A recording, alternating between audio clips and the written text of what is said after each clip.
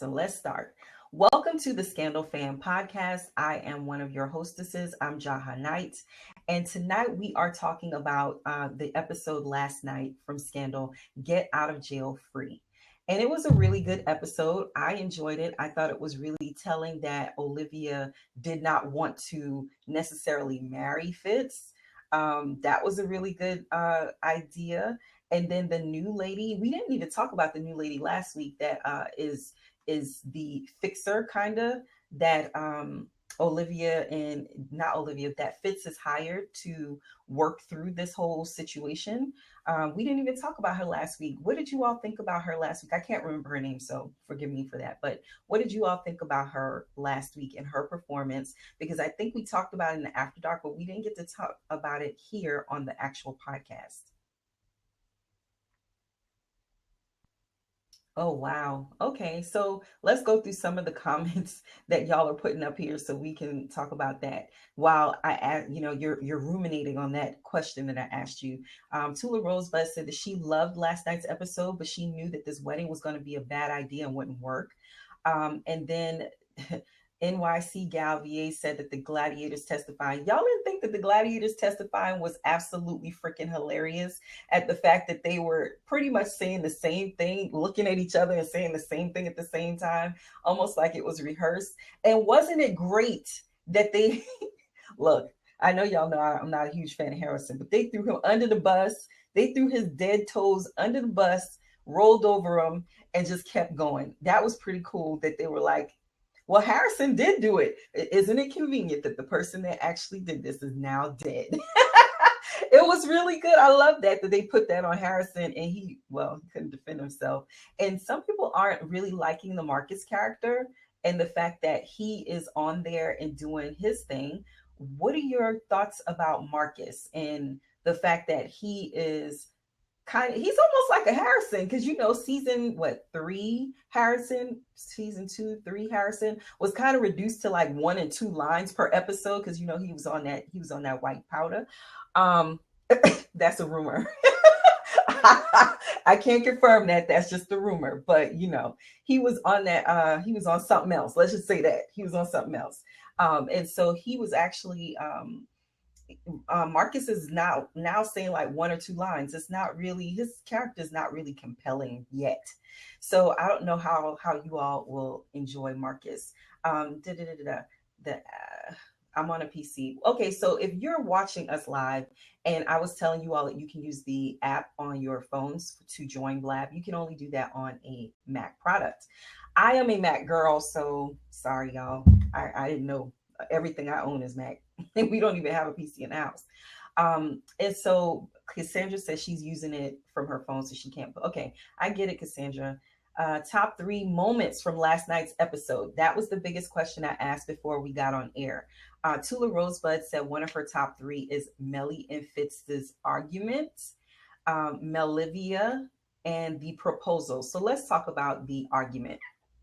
Mellie and Fitz had an argument on which Fitz kind of was on the bottom and Mellie was kind of on the top. In this argument, I've seen it played out both ways. I've heard, Mellie is right. And then I've heard the other side where Mellie is wrong. Which side did you fall on with the argument between Mellie and Fitz? So that's one of the questions that I would like to ask you all. Which side did you fall on with the argument between Mellie and Fitz? And then Melivia and the proposal.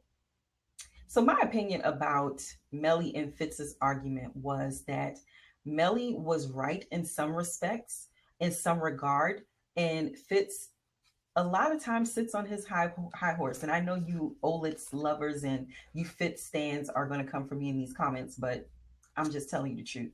Fitz does have an idea of what he wants from people, and he expects them to provide a type of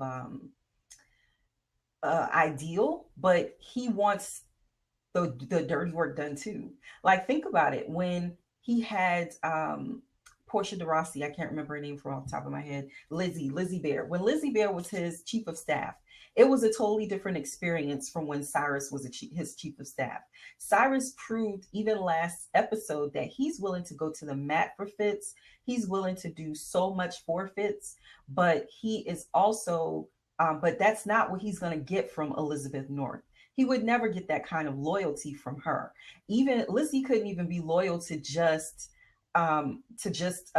what's her name, Mellie. She couldn't even be loyal to just Mellie. So how in the world could she actually be loyal to anybody? She threw Mellie under the bus, and I believe she leaked the information about Olivia.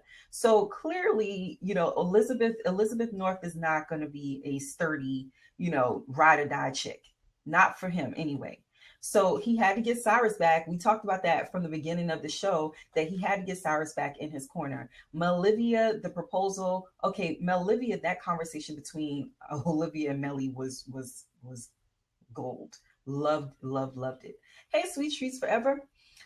So I loved it, but I'm gonna let you all tell me what your thoughts were, and I'll start going through these comments. So NYC Gal says Olivia is smart and saw from the jump that Mellie was being ambushed. From the beginning of the episode, Olivia did see that, but I don't understand why Mellie didn't see it. Like, why wasn't she aware of the fact that they were going to jump on her? They were looking for ways to throw her under the bus as well as Fitz. She just gave them the open door to do it. Like, you opened that door by voting. So I don't know what to tell her about that. I was just like, girl, look, you caused that. And then Cassandra said, Mellie reading Fitz for filth. We have been waiting on this.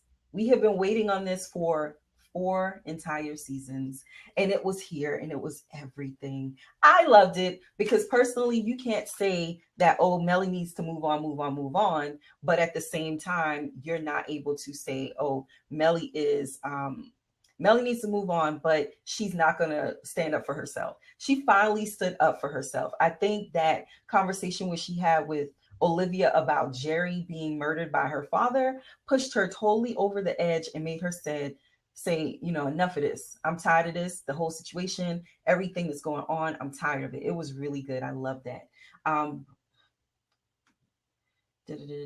Again, please stop clicking the open seat there, because that's not how you comment. You comment under sending a message. If you're joining us on the Scandal Podcast, you can share with your audience by going to the left and clicking Tell a Little Bird, or maybe swiping on your phone if you're on your phone. I don't know. Or you could tell your aunt on Facebook to let your auntie know that we is live and we is here. So that's a good thing.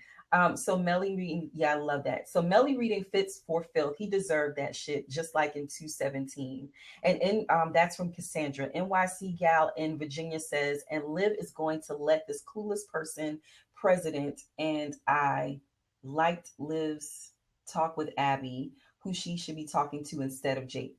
Well, I love that she called Jake, and I love that she had that conversation with Abby.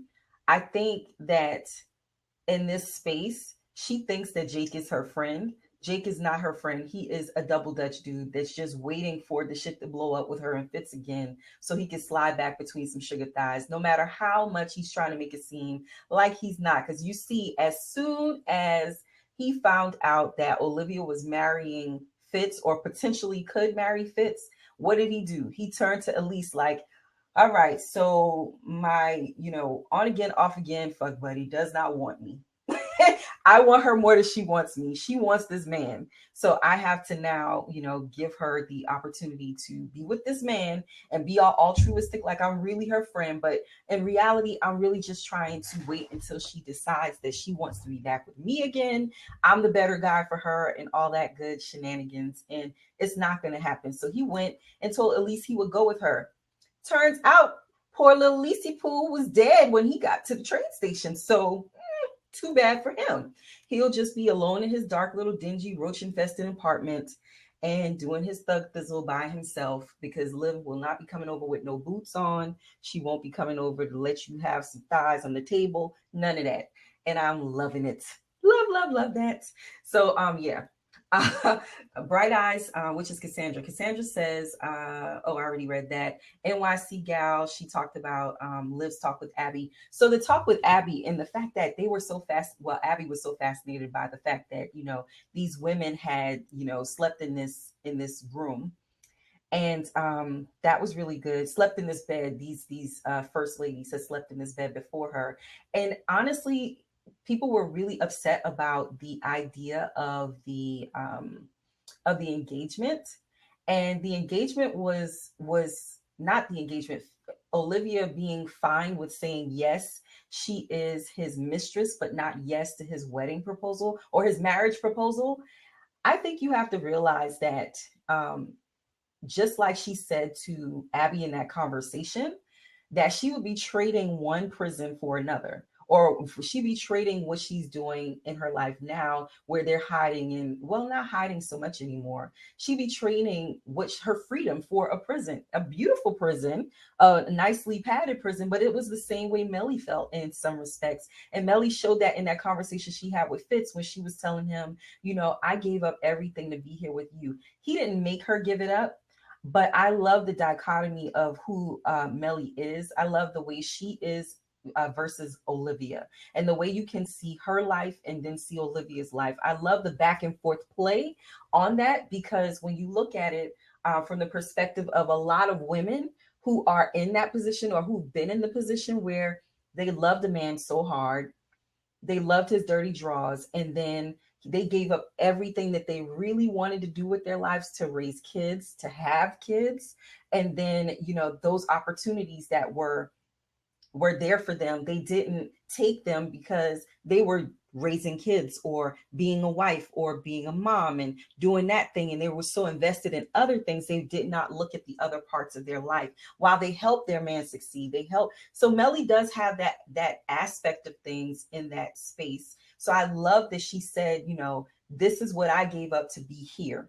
I could have been somebody great. She still can. She could have always been somebody great. But I think she felt like she was sacrificing for the greater good of their union and the ambitions of the two of them, not just her, because I think it's been said the other way too, not just her ambitions, but their ambitions. Because even though Big Jerry embedded the idea of being president into Fitz, groomed him for it, all that stuff, Fitz still wanted it.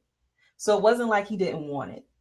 So I thought that was a really good conversation that she had with Fitz in that room about that.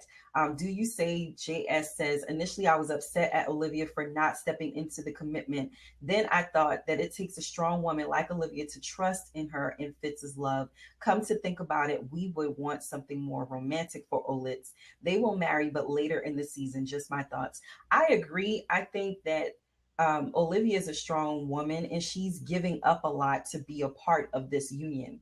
Even it's just the same as what Mellie was saying to him. When you look at the parallel storylines that are going on in the show, Olivia basically, her actions mimic what Mellie said, what she actually said to Fitz. There parallels in a lot of ways, but they're also totally different in a lot of ways. So I loved that was shown in this episode. Da-da-da-da. So Cassandra says Fitz can be childish and petty. Sorry, KP, but your boo got a, a big fu for me on this episode. Well, yeah, I've been saying that Fitz is childish. I mean, I've been saying this for seasons now. But everybody is childish in some respects. I think we have a culture where some people are growing up and some people are grown. Like they're two different sides of a coin, and you're not always grown in every aspect of your life. Some aspects of your life you're super grown, some aspects of your life you're still growing up. And in this space with Olivia as well, she is grown, but she's still growing up. Like she's a grown ass woman handling her business, her bills, her responsibilities, but in the space of emotional growth and relationships she's still growing up. That's why there was such a switch from the prior seasons to now, where she's just like, man, look, let me just step on up into my grown woman drawers because I got some things to do and I want this relationship. So she is growing up in growing in her emotions. So I like that. Now see, this thing made me skip all the way to the bottom, so I missed all y'all stuff. I don't like that. Oh, Oh yeah. NYC Gal says, when is Olivia going to read Mellie for filth? That is a great question. I would love to know the answer to that question because when she stood in front of Mellie, let me tell y'all something. Okay. I just wanted to give y'all that face real quick so y'all could see how I felt about it. When she stood there in front of Mellie, and she let Mellie say all these things to her. And she's been doing this for seasons now. It's not the first time. It's not the second time. She's been doing this for seasons where she's let Mellie say all kinds of shit in her face. And she just stood there and took it. She may as well have opened her booty cheeks and bent over and let Mellie, do her in the booty with no lube. I'm just being real. And at the end of the day, I'm just being that real because she takes a lot from Mellie, a lot. And I know a little part of her feels like she has to because of the situation, but the reality is she doesn't have to. And she shouldn't feel like she has to because she's not the only person involved in this situation. But she really allows Mellie too many gives. That's how I feel. If you're joining me here on the Scandal Podcast and you want to invite the people that would love to talk about this topic, go over to the left side of the screen or however you see it, because I don't know if our screens look the same, and click tell a little bird or tell your aunt. You can share on Facebook and Twitter for this episode. So thank you all for joining us. We're still live here. So here we go. We were asking questions and getting your responses because today is more a Q&A with you and me than it is the kind of Scandal podcast that we're used to. So NYC Gal says she didn't want to get married like that. That's absolutely true. He tried to do the whole romantic thing, but just like she said, they're not ready for that yet. They haven't gone through enough in their relationship and done enough work with each other to be prepared for marriage. So I totally agreed with her when she hesitated on marrying him. Or saying that she would marry him. I thought that she did the right thing. A. Tillman says they have dumbed Fitz down so much to elevate others. Remember when he walked on water? Well, you have to realize too, they dumbed Olivia down because Olivia was at the beginning of season 1. People were whispering her name in awe. Everybody, male, female, white, black, purple, green, orange, whatever, they were whispering her name like she was the second coming of the first beginning. So they've done a lot with the characters, but that's also to give the characters more of a well-roundedness. And more, the people who didn't know Olivia and don't know Fitz intimately, they still have that view of them. But now that this is all out, this is a totally different, game plan. Jewel Girl says she likes her attitude. She loved how she put Liz in her place.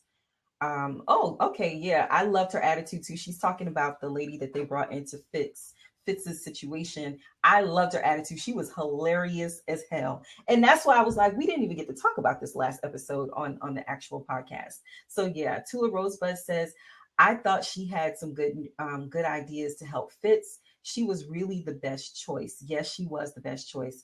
And A. Tillman said that she loved seeing the Gladiators together. I love that too for this episode with Abby and Huck and Quinn and the new guy who Abby didn't even know was hired. That's very telling that Abby didn't. That's how impactful you are in OPA at this moment. That the fact that Abby didn't even know that you were there, and she's been having girl chats with Olivia for a while. So that was funny to me.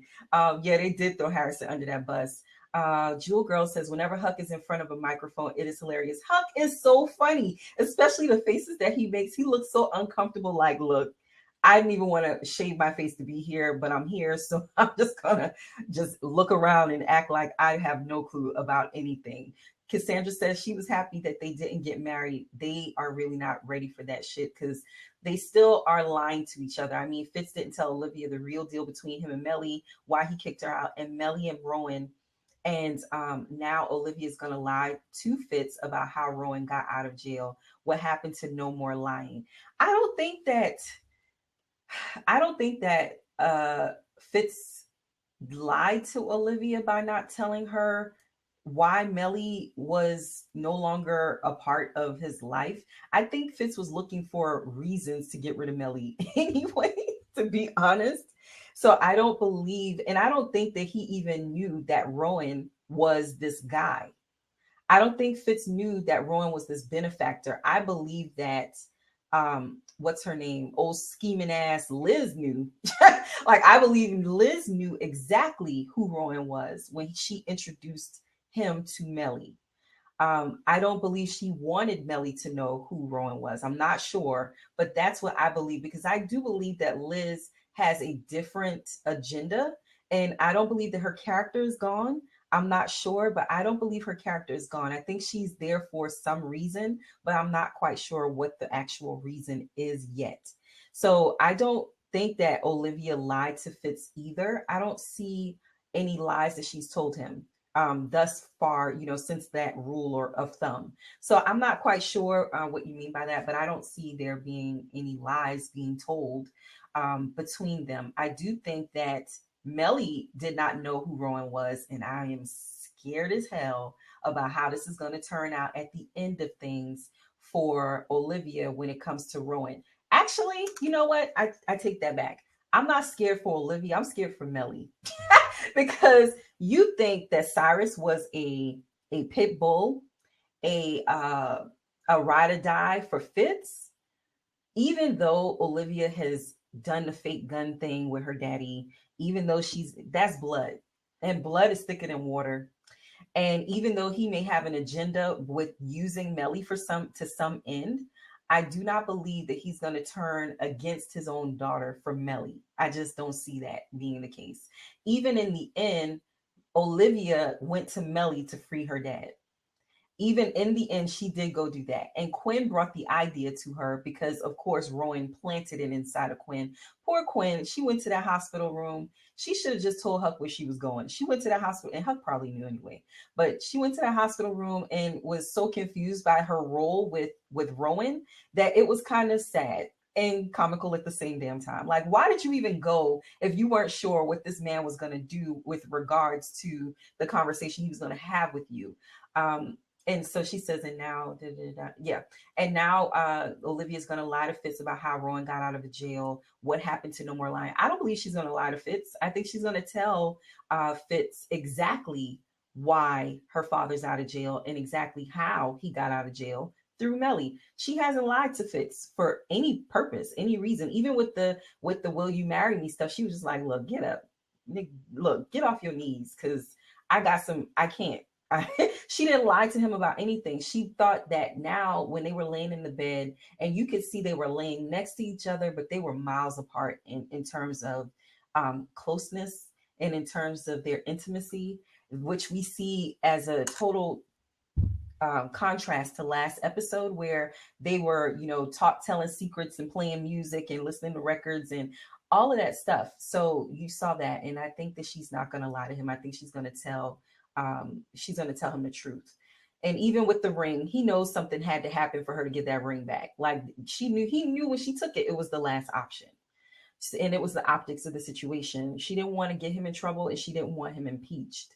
NYC Gal says that Marcus is better than Harrison in some aspects. I'll just let you have that moment of silence for Harrison and for the fact that I don't agree.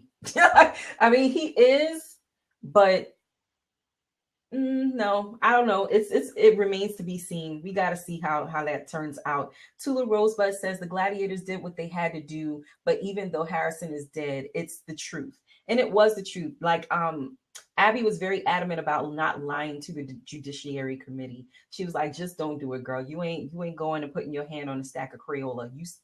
You're about to perjure yourself and you don't want to do that. NYC Gal says, why did they need Rowan to do the same things that the Gladiators could have done? I don't believe the Gladiators would have had enough time to pull up that level of blackmail. Because remember, even when they pulled up stuff against all those powerful men in DC for the madam when they were working on her case, they had her stuff to pull from.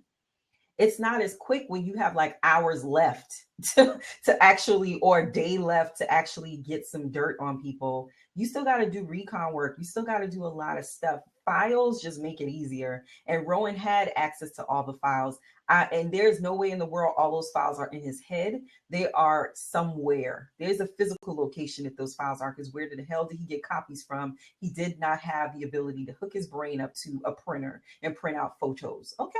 So there's some way that that is going to play out that I think is going to be fascinating to watch. Bright Eyes Cassandra says, I love Marcus. He can't be involved right now because the Gladiators are dealing with past scandals. Absolute truth.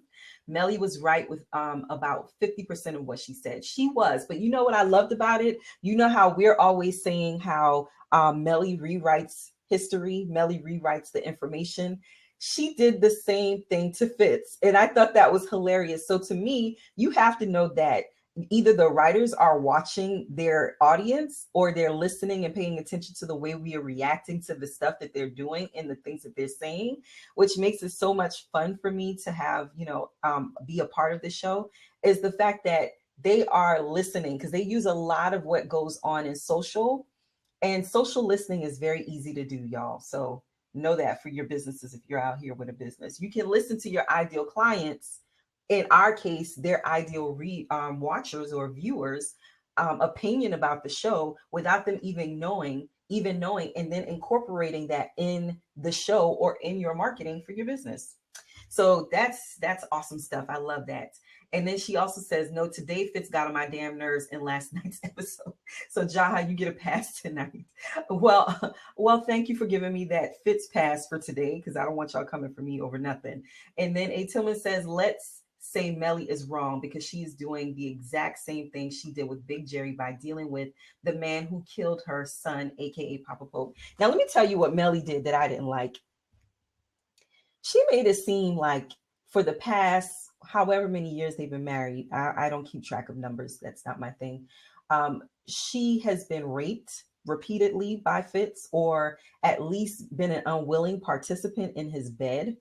Unwilling participant in creating, well, clearly she's an unwilling participant in creating children, but then she wants to take the opportunity to hurt him when it comes to those children. Now, I hate when I hear a woman is doing something to hurt her ex or her ex-lover, her baby daddy, whatever the case may be, just because you want him to hurt and it's not for the good of the child. She does not want little Jerry. We can see, not little Jerry, little Teddy, sorry. She does not want little Teddy. She is using that baby as leverage and as a tool to hurt Fitz. And I thought that was extremely fucked up. She walked into the White House a couple episodes ago, and she was talking all her shit, and Fitz was in the room playing hide and go seek with his son, the only son he has left. Okay, the only son that she could have possibly loved, but she did not do as much loving on, because like she had two sons, right? She did not love on her oldest son. We saw that. She was very distraught about the way she's treated him or held him at arm's length. Because of course, when you have your kids, you love them. You know, that's just the base thing. You love them. But she held him at arm's length because she thought he was Big Jerry's kid rather than Fitz's kid.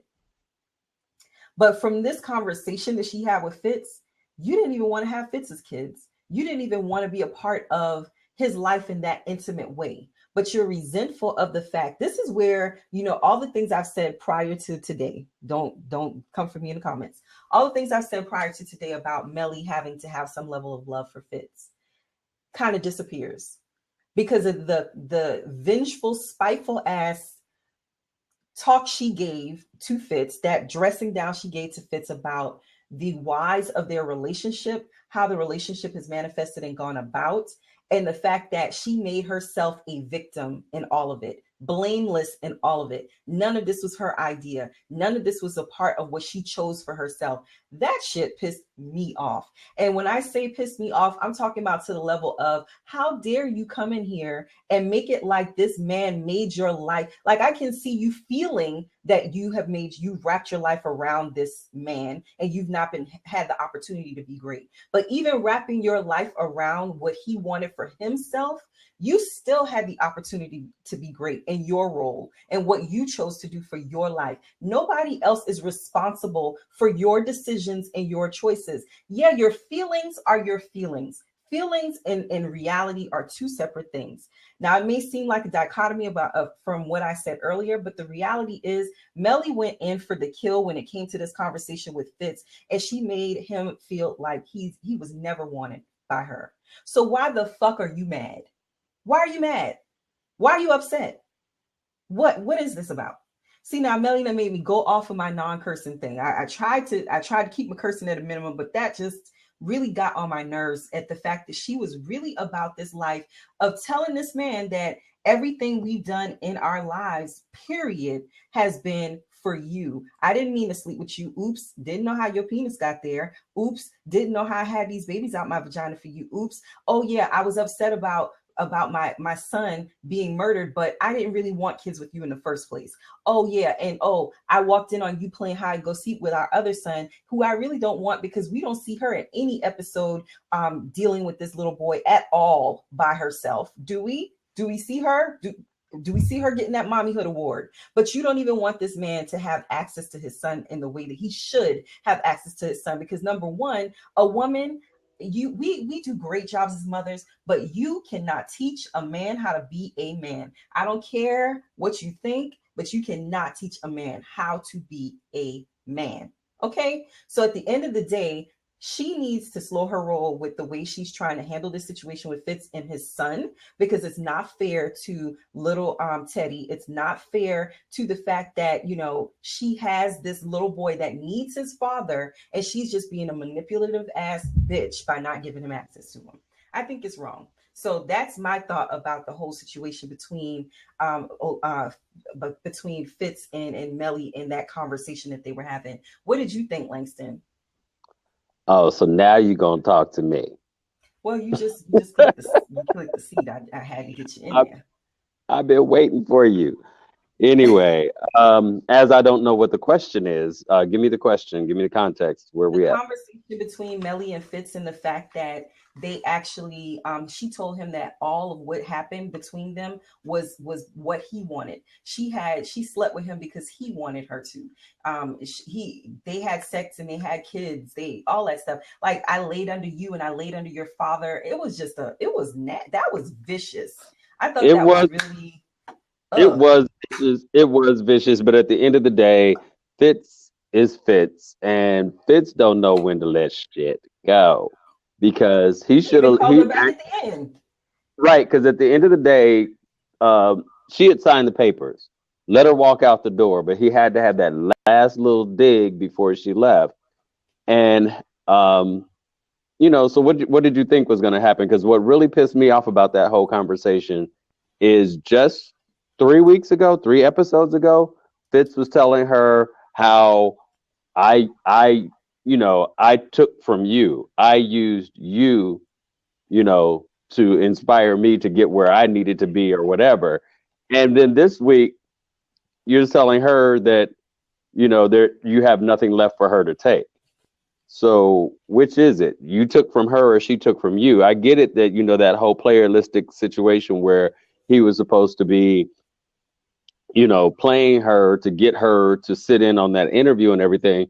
But a lot of what he said was true because that's exactly what he did. He he took her love, he took her devotion, and blah blah blah. Regardless of what anybody else says, Mellie did love the man at some point. They both loved each other at some point, but shit went awry for 10 plus years. So That's a you long know, ass time for some shit to go awry. it is. It is. Like, And and at the end of the day, whether Olivia came along or not or whatever, they eventually probably wouldn't have gotten to this place. You know, they probably would have gotten to it sooner if Liv had never been involved and they actually only were if Fitz were only a one-term president. They probably would have gotten divorced directly after the first term. But at the end of the day, Mellie did go for the jugular she did. because he started She it. did. He started it, and if he had just let her walk out, then all of that would have been null and void. But what really got me is during that whole exchange, by this time that she already knows who Damascus is. She already knows that Fitz knows who Damascus is, but yet she didn't do that. She didn't come for him on that because I wanted her so badly to ask him, how long have you known that this guy was Olivia's father? And how long have you Killed. known that he Yeah, killed our yeah. son? Yeah. So it was like there were some missing pieces to that conversation, but at the same time, and I think she purposely held her tongue on that because I think she actually was about to explode and say something on it, but she was like, you know what? This, I mean, it's like every little time they have a little argument, there's something that's being held back because there's always something that can be used later to dig in, to tear each other down. And yeah, but at the end of the day, they they both have their own revisionist histories Yes, of what it is exactly. that that they've personally done. Because the one thing that people are constantly saying is that Mellie never owns her shit. No, that's what people do. People don't own their shit. It's like they can see everything that's wrong with with the persons or the people around them, but they're not ever going to own their own shit. It's like it has to be something pretty drastic to make. That's where I am on that conversation. Okay, well, great. Let's keep going because we have a ton of comments here. NYC Gal says that, okay, so A. Tillman says, let's say Mellie is wrong because she's doing the exact same thing she did with Big Jerry by dealing with the man who killed her son, aka Papa Pope. That's true. NYC Gal in Virginia says it was 50-50. He was right about Mellie going and taking away Olitz's chance to marry how they wanted to. Sweet Treats Forever says, "Hey peeps, haven't gotten home yet. Running late for the goodness. Hey lady, how are you? So glad to see you there. And thank you all for joining us. I never said that, but thank you all for joining us. I'm so happy that y'all are here. Then NYC Gal says, when is, oh yeah, she did ask, when is Olivia going to read Mellie for Phil because of that whole scene under in the tunnel. Um, do you today? JS says Mellie was right in her read on Fitz. However, Mellie must take responsibility for placing her entire self actualization journey. What you say, girl? Yes, I love that journey on someone else. It was Mellie's internal dialogue that she projected onto Fitz. It was she who aimed on Fitz. Like that. Tula Rosebud said, I was on Fitz's side. Mellie married him for opportunity, and this was without his knowledge. Everything she sacrificed was also for her political gain. She's been manipulating his life all along. She made her decisions to be first lady. She can't lay it all at his doorstep. Some of this stuff No, she did do herself. She okay, did this one to part of that herself. one part of that statement is untrue. Fitz did know that he was being fixed up. They both knew that it was a political fix up. They knew that from the get go. They had a discussion about that, I believe, in season two. So they both knew that they were being set up. Jewel Girl says, don't usually cheer for Mellie, but Fitz was being an ass. I have clients who just do know, oh, who just don't know when to shut up. However, I think the writers wrote him that dialogue to allow Mellie to get that stuff out. Yeah, it was a really good cathartic moment for her, I guess. Mhm. I mean, especially when she felt like she was being done so dirty and this was all she could do. And then he turned around saying, "You done took everything, god damn it. Like, what else do you want?" And I think more than anything, what he kind of felt when taking everything was the kids, was his little son, was his son, because he really is not going to have access to him like he wants anymore. And I think Right, that's just right, wrong. America's baby that she got pregnant for America for, you know what I'm saying? Not for right. I want to have a baby with my husband, or ooh, I like that sweet thing, that sweet meat Yeah, lay down. None of that. It was more yeah, for show. A. Tillman yeah, asks, and why didn't Mellie know who Rowan was after Olivia's true Hollywood story? Good question, A. Tillman. That is really well, good because they sure showed his picture on TV and she was being thrown they about. did, She should have but known. but you know what? It was also a younger picture too, and he had a mustache, so she probably didn't make the connection. And to be quite honest, Melly probably wasn't actually watching it. I mean, she probably was She was listening, watching it with but she probably Cyrus. was. Um, that's true. But I mean, but remember, she came in. She came in somewhere. She came in somewhere after that part because they talked about Eli pretty early on. And remember, she came slinking in because she was actually at Oh, the that's hearing true. when they cut her loose, and she came in after the fact, so she didn't see any of that. Look, if So I'm that's probably taking down my nemesis, you best believe I'm DVRing all that shit. All of it is going to be DVR'd. I'm going to have my bowl of popcorn and my time to sit there and watch. Like, yes, I'm hmm just gonna, I'm kind of I'm kind of mad that you got snack. You ain't sharing. here, Langston. Okay, all right. Jesus. Okay, let me reach over there and get some. Okay. Now, wouldn't it have been funny if I I pulled back a know. piece? That Like would have been what? like, oh, That's ah. over there. everybody, everybody out there would be like, what the hell? What just happened? Uh, but no, since you brought up the whole situation down in the catacombs of the White House, heading over to Blair House. Um, Yeah, yeah. You know what? Mellie was like, you know what? You try to be slick.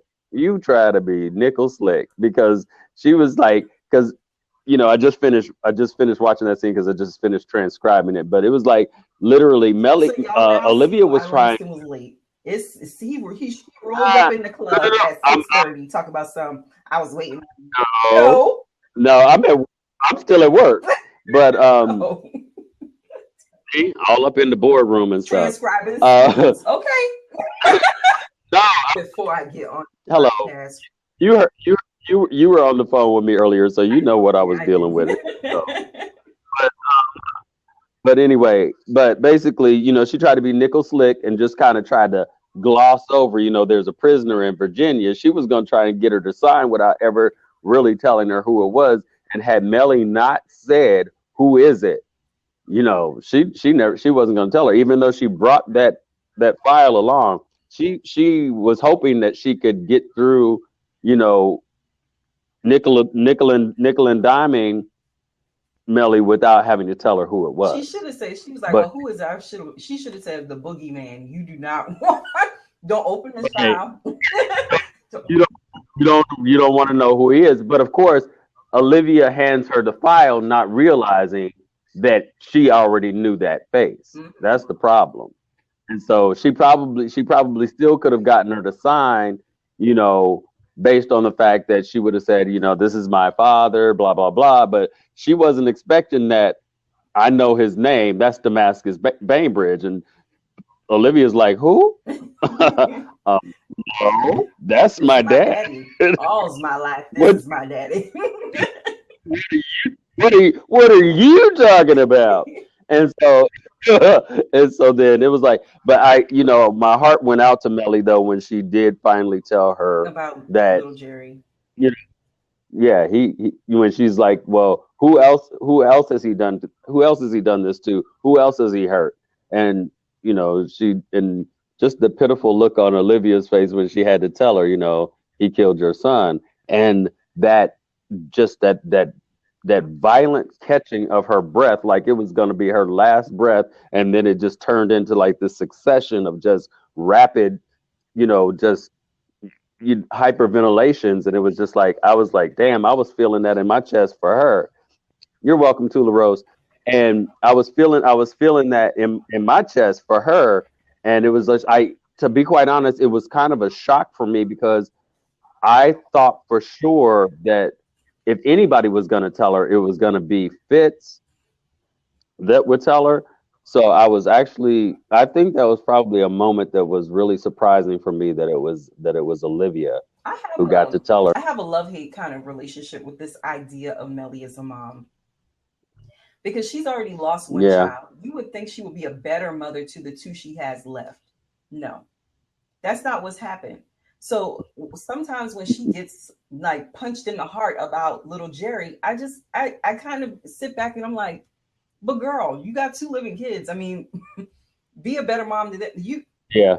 hello, baby You Teddy. know what I'm Baby Teddy and Ella must be in the But same damn box in a room somewhere in the hallway. Like they must be because they only pull them out to play with them when they feel like it. You know, it's like what? but you know what I'm concerned for? You know who I'm concerned for most at this Ella? point? Karen. Shit. Because now that Mellie has probably had a conversation with Rowan, who explained why he did what he did, Mellie is just a giddy hot mess. And you know what? She probably would be willing to sacrifice Karen for the sympathy to be able to get the vote to go to be Oh president. goddamn! You think Because that's why Rowan you killed think they Jerry. about to kill another Because child? Like let's pick this one off next. And it only makes sense. Why y'all wasting all these kids? And Shane is killing me with this. You know good and well you have no love for Jake and you do not want to see them back together. um, Stop it. Cassandra says the Um, Olivia scene. I was happy until Liv told Mellie about Rowan killing her son. I'm like, why? What was the purpose in doing that? She was just being honest. Moretta, it may be cold, but honestly, that's the next level. That's the next level shit. Because how do you go from finding out that Olivia's father killed your child and now you're partnering with him? That's the next big leap for me. If you're okay with partnering with the man that killed your child, then that means you might be plotting to kill your own to let him kill your next child so that you can get the No, sympathy she may vote be again. plotting to have I mean, I don't Fitz killed. Jewel Girl says for too long, Mellie was being stepped on. She needed to have her time. We all know, though, that Mellie is going too far with Papa Pope and Tom. Yeah, she didn't. She wasn't being stepped on. Nobody stepped on Mellie. I don't know nobody who stepped on Mellie. I explain that, Jewel Girl. I don't get that. Cassandra says Langston is on Facebook posting, so that's why he's late. Yeah, see, Cassandra done told on you. Thank you, Cassandra. Tell him again. Say it again, girl. because I was still at work. That's why I was at a front desk and I'm sitting up here, first of all, second of all, waiting for Jaha to send me I a link oh so I oh could let's get in here. oh, I, oh, I no ain't no emails. I ain't get Jaha no sent me a emails. link Don't two even weeks try. ago with the 3 episodes upcoming. This was the last one of the three. Thank you. Please don't play with Jaha because Jaha got that together. Please let the record show that Langston said he's still at work. Oh no! See So how he tried I'm to run me over with the Harrison bus, y'all. Y'all see that? Y'all, that shade not tree only on you. that, That's that. not only that, but we talked 2 hours ago. At no point did she remind me that we even talked about how busy I have been. I couldn't even get on last week's podcast because of my schedule. And so I'm just no, you saying. ain't gonna even I'm know that. just saying. He shaded me. He threw me under the Harrison bus. Y'all see how he just did me? I sent them the information 2 weeks ago, 3 weeks ago, because 3 episodes ago. Well, it doesn't matter. You're here. That's all that's important. All right. So Tula She's, Rosebud says she's that Fitz was so mad that she decided to have him impeached. Why wasn't she smart enough to realize that she was potentially sending everyone to jail, including herself? Mellie doesn't think things through. NY, because she was she was in her feelings. NYC gal responded to Tula Rosebud, and then she asked about a plot hole. She said Mellie stay blaming Fitz for everything. You are absolutely right. That is true. I'm sorry, y'all. It's just true. It's true. She does stay blaming Fitz for everything. Cassandra says, I wasn't upset or mad at Liv for not accepting Fitz's proposal. They're not ready, but she started to really piss me off when she kept calling Jake. I'm so glad that he grew some balls and hung up on her for once. Um, Liv, you can't be calling him like that, talking to him about another dude. He has feelings to recognize. All right. Well, Cassandra has dropped the mic, and I doubt she walked off, but she dropped the mic on that. Yeah, she dropped the well. mic on. I want to I want to address. I agree with you, Shane. That yes, or who is this in Virginia? He said Olivia is hurt and scared. She was has not dealt with her kidnapping or commitment issues. No, she's dealt with none of that. But Woody says something about Mellie got both Rowan and Tom released. She is a monster who only cares about herself. Yeah, I'm thinking that the deal was just to release Rowan, but Rowan was like, "Yeah, you got to release Tom too." My You boy know, got to come as well. boy got to come because I need for him to get rid of the lease. So But you know, let's talk about the poor jail poor. scene that I believe is still Rowan and County down because there's no way that's maximum security. He beat the shit out of that man. And it was like, I said, so Papa Pump is capable of B613 to somebody. Love that. I was like, go ahead, Ro. He's like, nigga, you think I'm sorry, y'all. Y'all know I'm trying to stop say that word. But like, you think you was about to do me? The laundry truck left 2 hours ago. Peep game. And what? Dead on the floor. And Like what he said, I knew what was up, so don't even play me, bro. Come on that now. was a great scene. I But loved it. it was a good scene, because I was like, but you know what? And right away, he right away he knew that Elise set that up. He knew that, and so that's why her butt was laying up in that train Honestly, station. I do believe that this whole thing, the whole plot that has been going out with Rowan and the fact that he is now there in that space, I believe that this is all the whole Louvre burning was all a part of the plan. Getting back at Jake through Elise was a part of the plan. Like, I believe that all of this is stuff that Rowan had planned out ahead of time in case he did get caught, in case this did happen. He's always 10 moves above everybody else when it comes to things like this, like faking the arrhythmia. And he didn't even tell Elise what his plan was. Tula Rose and Shane, break it up, break it up. What? What's going Anyway, go ahead. The fraternizing, fraternizing. on? I Stop don't know that. what's going on here. Go ahead. Okay. The same thing I said. Oh, you said that? You said that? Hey, baby girl, hey, hey, Shane. I'm like, no, break that up right now. He just being a hater in the comments. He ain't even why are you bothering people? Leave folks alone. He being a hater in the comments, y'all. So yeah, the question was asked earlier though that why should they have gotten Rowan released when they could have done the same thing that Rowan did in OPA? What did you think about that?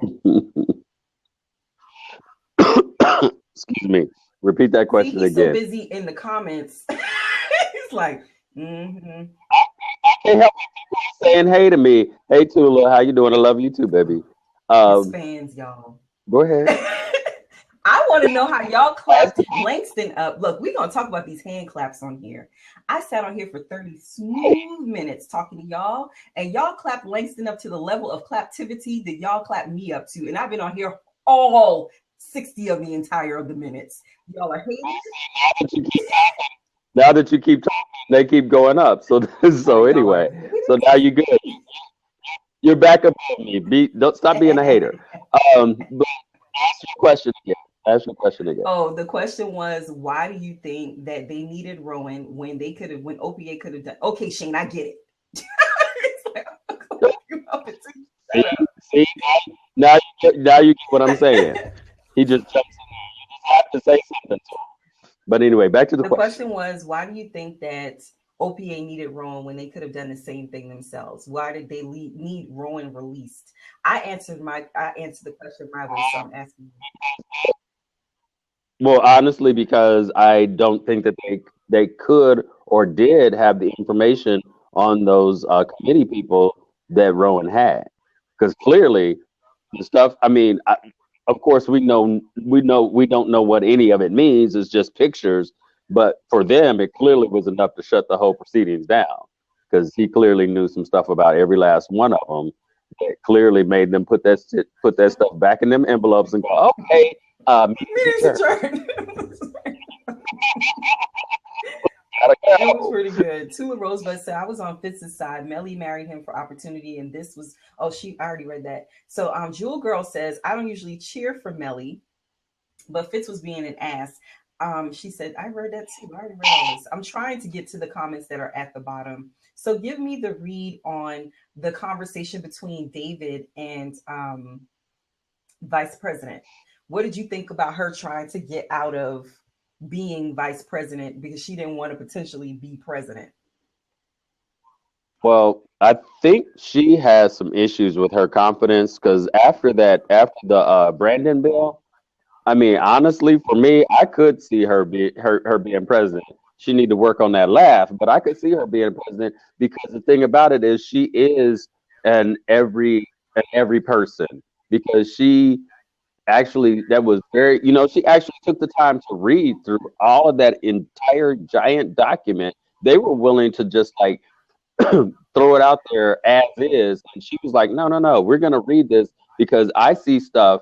She clearly saw stuff that they weren't seeing because they're probably so used to seeing all this bureaucratic red tape that they're just like, rather than go through it, let's just sign it, pass it through, and get it done. But being a person, a regular person, she sat down and she's like, no, you know, I may be a regular person, but I'm also educated. I'm going to sit here and I'm going to read this and figure out what all this stuff really says. So if something were to happen to Fitz's presidency, as goofy as she is, I would feel comfortable with Susan being the president based on that moment from last season with the Brandon bill, because she would actually take the time that she needs to do. I'm like, ooh,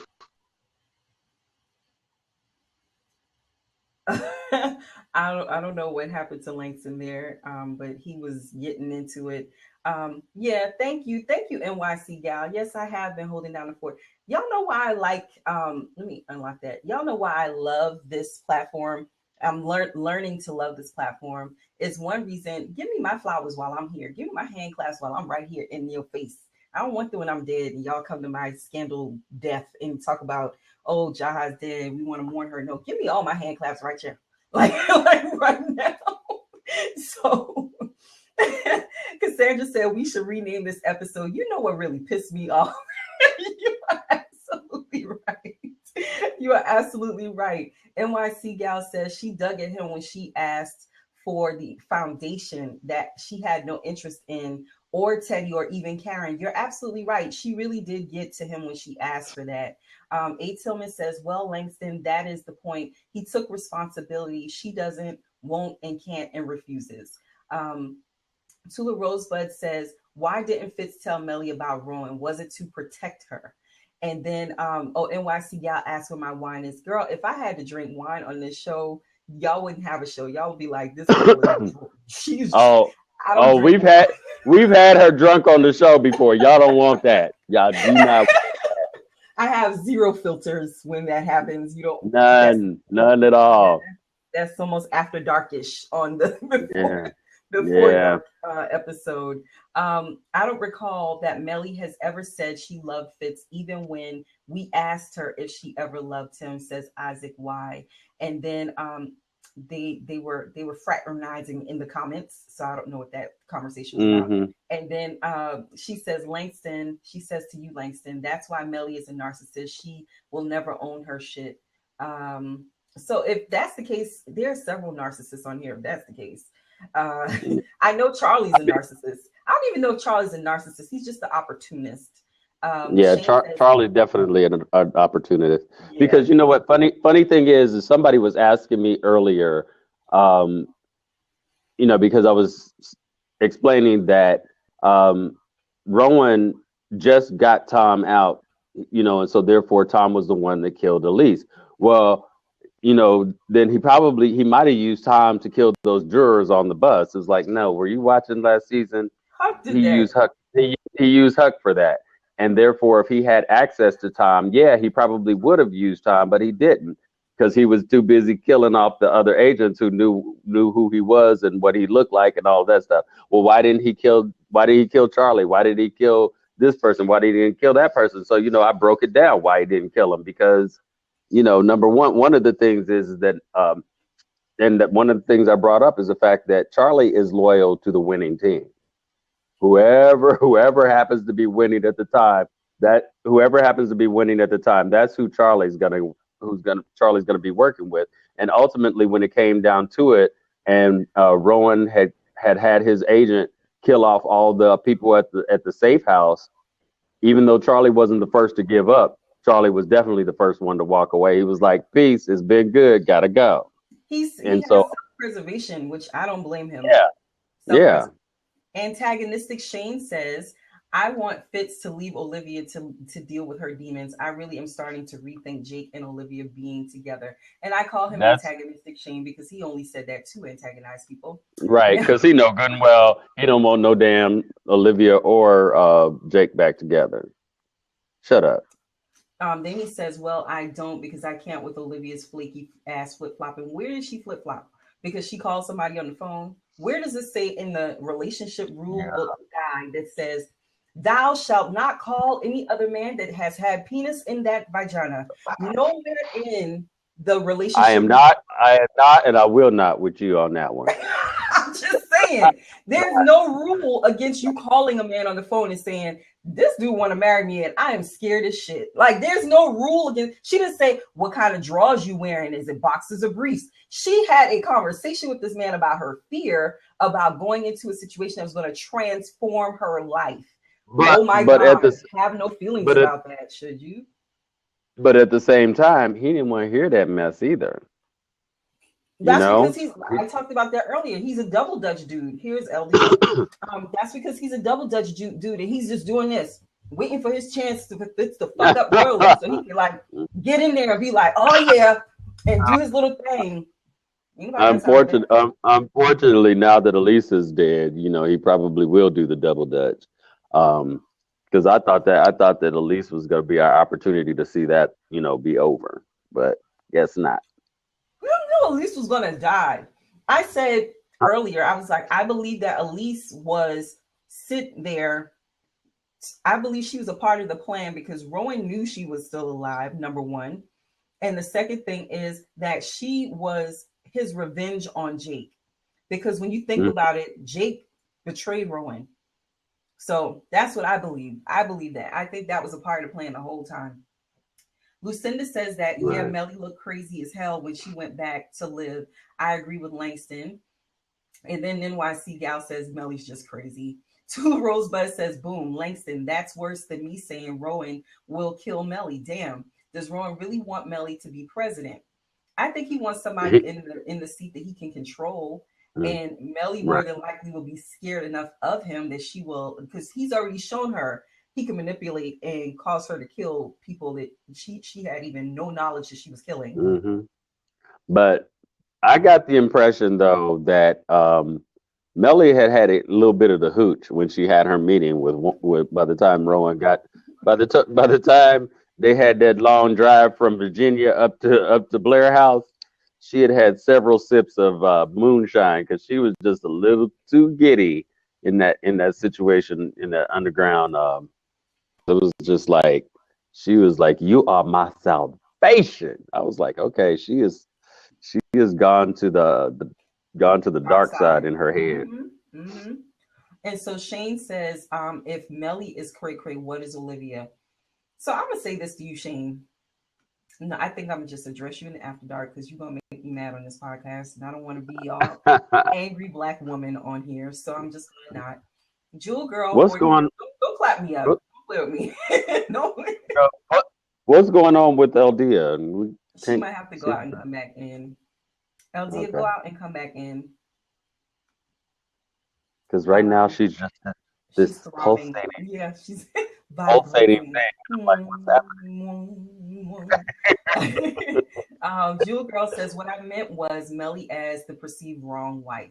She couldn't even get her own side piece. You are absolutely right. That was the most inept side piece sex scene I have ever seen in my life. You know what I'm saying? Like, look, I need you to be able to get you a man that's gonna not become a vegetable after you don't quit him. Don't quit him. You know, I quit for seasons 1 and 2 and almost 3. Every man she opened her legs to ended up dead as hell. So I mean, but clearly now after the fact, we know that Andrew had an agenda. So therefore, for him to go from making sure that their little clan, their little meetups were clandestine, to suddenly putting her in a situation where her daughter could catch her or anybody could catch them, because it was like that was a huge slip up that time when Karen caught them, and I think that was purposeful. Now that we know what we know about now that we know what we know about Andrew, But I think that so was just sloppy of her. She just did that it was because it she was was. sloppy of her, but he set it up because he clearly picked the spot for them to get down, and probably had her so messed up that she forgot to lock the door. But it was meant for them to be caught, whether it was probably not by Karen, but he definitely meant for them to be caught, because then that opened the door for him to be in a situation where he could be alone with Liv. And I think that's where he first peaked the situation, because that was the first time he ever that was a moment when he said, glass houses, because that was his moment to let her know that he knew that something was going on between her and the president. NYC So gal, stop, stop, stop. Don't let Shane get your blood pressure up, girl. Let me tell you. yeah, Because he will make your blood pressure rise and he'll go off and have an ice cream sundae. Don't bother yourself because Shane says stuff for a reaction and he make you want to just go to wherever he's located at and chop him square up in the throat.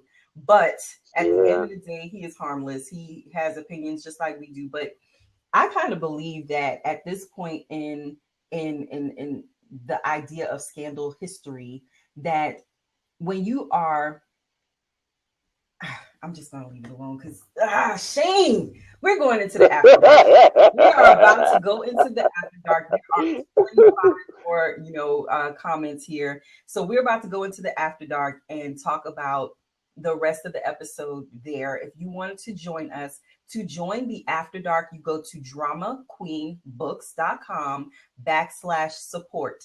dramaqueenbooks.com/support. And when you are live with us here on the show, I'll put the sunset treatment on Elise. You ain't no good for that. That's hilarious. So Shane said, probably he probably did it from a distance too, because you noticed that the bullet wound was like at her lower back, so he was probably way across the room when he shot her through the wood on that bench. I was like, damn. the only time he ever had any morsel of respect for Jake is when he hung up on Olivia. And then we go down here. He says he's here for QPA, Quinn Perkins and Associates. Shane, shut up. Because Quinn is kind of running OPA a little bit when Olivia is not at the helm. She really is. That is so funny. Well, Huck can't do it. What you gonna call it? Huck and the Murderers. I love the scene where Huck told Quinn, you really need to let that go. Like, look, I was murdering his soul last season. Like, it was just like you really need to let that go. Like, been there, done that. Yeah, got a t-shirt. I'm good. Covered in blood. Thanks. So Otula Rosebud said she was listening to me.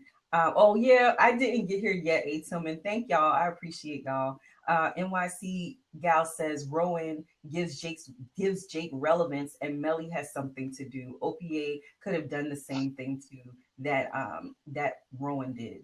And then she's talking to Shane here. So we're gonna leave those comments out. Healthy people and healthy relationships can have friends. Fitz was not ready to hear Liv's reservations. He wanted her to be happy with his proposal, is what Annie says. Chocolate Fruit, hello, how are you? Nice to see you. Tula Rosebud also says, I didn't think of Jake being next, Shane. Oh, that's an interesting thought. I don't know. She's talking to Shane there. So I'm just going to go ahead and let y'all have y'all's conversations here. And I am going to say that we are off to see the wizard in the after dark. So we're going to go toodaloo. Y'all have a great evening. Thank you all for joining us. We appreciate you. Bye.